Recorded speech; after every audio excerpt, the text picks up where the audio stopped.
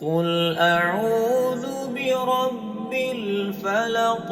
سوچنے والی بات یہ ہے کہ اللہ نے فلک ہی کیوں کہا؟ اللہ چاہتے تو کہہ دیتے کہ صبح کا رب، اللہ کہہ دیتے رات کا رب، اللہ یہ بھی کہہ سکتے تھے ہر چیز کا رب، لیکن یہاں پر فلق کا لفظ ہی کیوں استعمال کیا گیا ہے؟ فلق کے اصل میں دو مطلب ہوتے ہیں۔ پہلا مطلب ہوتا ہے صبح، جب رات بالکل اپنی پیک پر ہوتی ہے اور اس کے بعد جب پہلی کرن آپ دیکھتے ہیں نا، جب پہلی کرن جو جسے ہم ڈان کہتے ہیں انگلش میں، اسے کہتے ہیں فلک۔ اس لفظ کا دوسرا اور بہت ڈیپ مطلب ہوتا ہے کسی چیز کو چیر کر باہر نکلنا، جیسے بیج جب وہ پھٹتا ہے تب اس میں سے پودا نکل سکتا ہے، جیسے انڈے کا ٹوٹنا تاکہ اس میں سے زندگی باہر آ سکے، جیسے رات کا پھٹنا تاکہ دن نکل سکے۔ اوورآل مطلب یہ ہوا کہ ہر وہ چیز جسے دیکھ کر آپ کو لگتا ہے کہ نہیں بھائی اس کو کریک اوپن نہیں کیا جا سکتا، اس کو کھولا نہیں جا سکتا، اس کو پھاڑا نہیں جا سکتا، وہ ہے فلک۔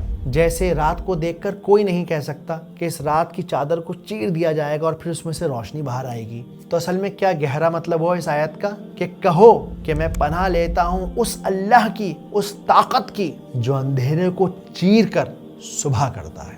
دوسری آیت من شر ما خلق، من مطلب ہوتا ہے سے، فرام، شر مطلب ہوتا ہے ایول یعنی برائی، خلق مطلب کریشن یعنی ہر وہ چیز جسے اللہ نے پیدا کیا ہے۔ اب یہاں پر ایک بڑا جو باریک سا پوائنٹ ہے، جو بہت امپورٹنٹ بات ہے سمجھنے کی، وہ یہ ہے کہ اس آیت کے اندر برائی کو اللہ کے ساتھ ایسوسیٹ نہیں کیا گیا، بلکہ اس کی بنائی ہوئی کریشن کے ساتھ کیا گیا ہے۔ بہت سارے علماء کہتے ہیں کہ اللہ سبحانہ و تعالیٰ کی بنائی ہر کریشن میں کچھ نہ کچھ شر موجود ہے۔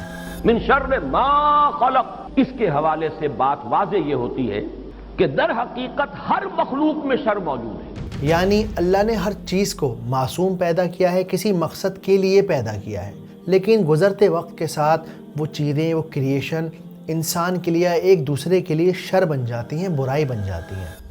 میرا نام اوپن ہائمر ہے۔ I am the father of the atomic bomb. ہم نے ایک ایسی پاور بنا دی ہے کہ شاید اب ہم صرف انسان نہیں رہے، ہم موت بن چکے ہیں۔ یہ ناگاساکی میں بم کا وسفوٹ تھا۔